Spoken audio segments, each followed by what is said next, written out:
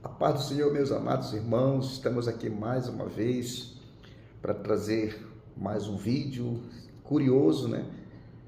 E que tema é esse que nós vamos trazer hoje?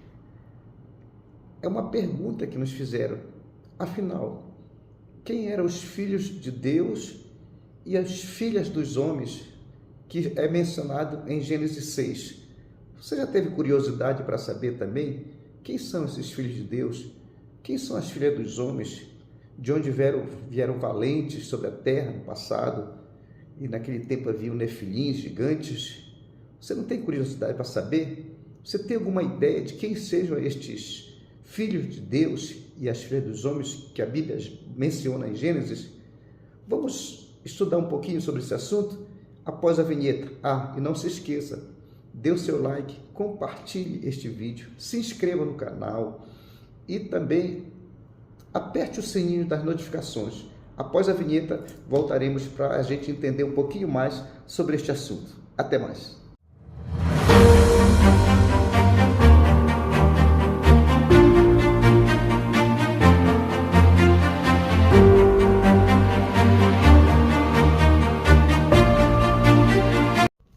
Olá, meus irmãos, estamos aqui novamente para entendermos um pouco, estudarmos um pouco sobre os filhos de Deus e as filhas dos homens, que está registrado no livro do Gênesis, no capítulo 6.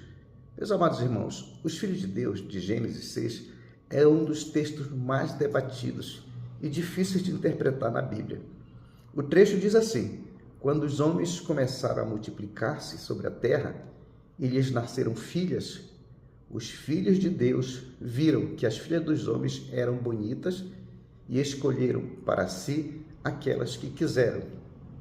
Aí continuando, diz assim: naqueles dias havia nefilins na terra. Gênesis capítulo 6, versículo 1 a 4.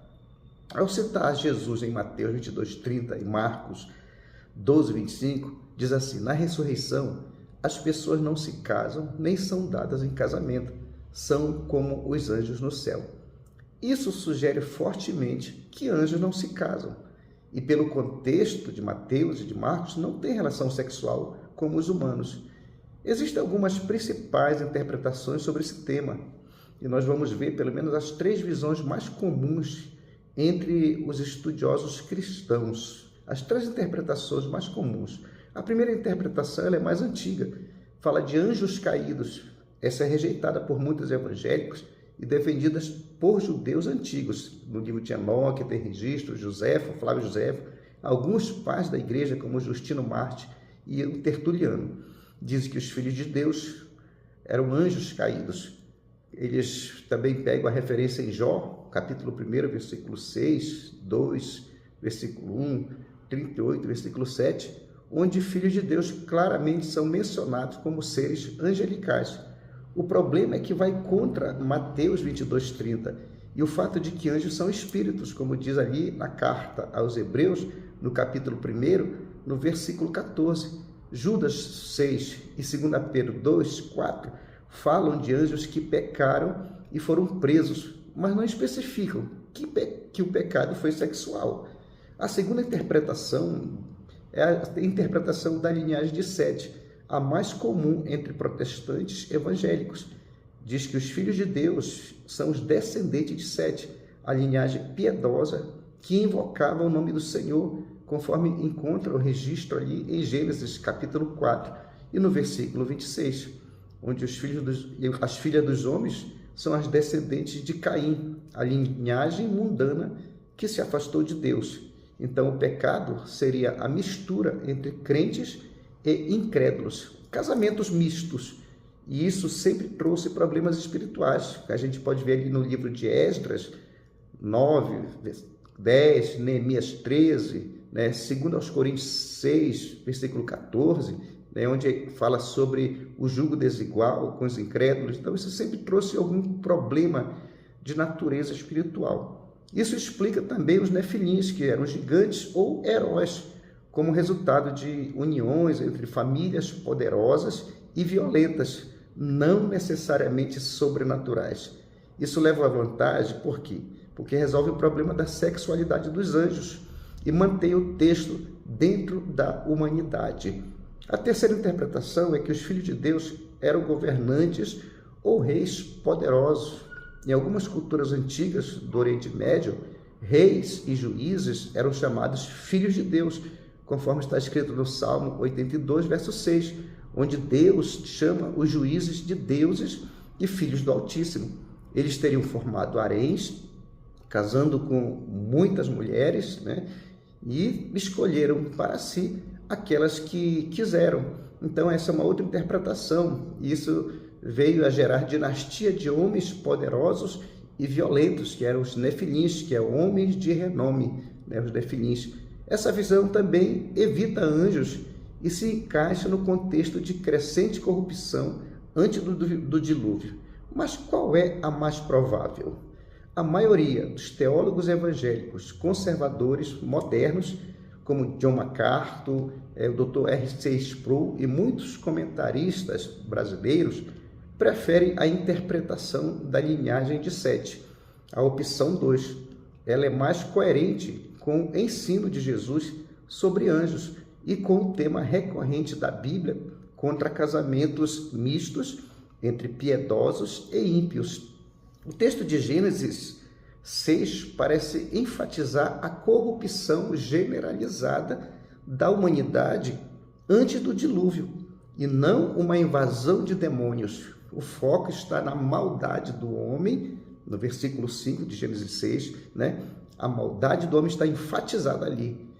Então, em resumo, não são necessariamente anjos caídos, embora essa visão tenha apoio antigo.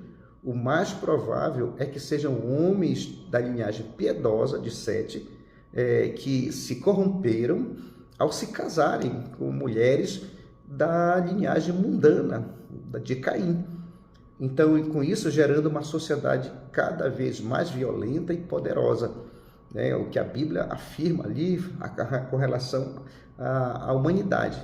A afirmação de que eram anjos conflita diretamente com o Evangelho de Mateus, capítulo 22, versículo 30, onde Jesus afirma que anjos não se casam e nem se dão em casamento. Anjos são espíritos, diz ali em Hebreus 1,14. Então, há dificuldade em explicar como teriam relações sexuais e gerado filhos. Gênesis 6 não chama explicitamente os filhos de Deus de anjos, o que seria esperado se fosse o caso, né? Isso, então, meus irmãos, cria a ideia de híbridos, né? Demoníaco-humanos, algo que não aparece claramente em outros textos bíblicos. É menos aceita hoje entre evangélicos conservadores e reformados, né? Essa visão. A visão da linhagem de Sete, que são os homens piedosos, tem melhor harmonia com o ensino de Jesus, em Mateus 22, 30, que fala sobre a natureza dos anjos e que eles não se casam, não se dão em casamento, porque assim mantém todo o evento de Gênesis 6 dentro da humanidade, sem necessidade de híbridos sobrenaturais, e encaixa perfeitamente no contexto imediato de Gênesis 4, 6, que fala da linhagem piedosa de Sete, no capítulo do versículo 26, versus a linhagem mundana e violenta de Caim. Isso também fica coerente com o tema recorrente da Bíblia contra casamentos mistos, que está, inclusive, ali proibido, conforme Deuteronômio, capítulo 7, versículos 3 a 4, em 2 Coríntios, capítulo 6, versículo 14, e reforça a responsabilidade humana pelo pecado. Em Gênesis 6,5 diz: a maldade do homem é a interpretação preferida pela maioria dos teólogos evangélicos conservadores modernos. Por exemplo, já foi mencionado o Dr. John MacArthur, Matthew Henry, que inclusive tem um dicionário com seu nome, e muitos comentaristas brasileiros. Então, essa interpretação parece a mais coerente e condiz com o ensinamento do Senhor Jesus a respeito da natureza dos anjos. Primeiro, que eles não se casam, não se dão em casamento, e Hebreus fala que eles são espíritos ministradores em favor dos santos. E você? O que é que você acha dessa interpretação? De qual das três você concorda que seja a mais próxima ou a verdadeira e que condiz com os ensinamentos do Novo Testamento? Espero que esse comentário tenha ajudado você, né? E que você venha também fazer o seu comentário após este vídeo venha também compartilhar com aqueles que têm interesse em estudar um pouco a palavra de Deus, e que Deus te abençoe grandemente e que possamos cada vez mais estar aqui colocando à disposição da igreja estudos e curiosidades bíblicas que venham trazer edificação para o povo de Deus. Deus te abençoe em nome de Jesus. Amém.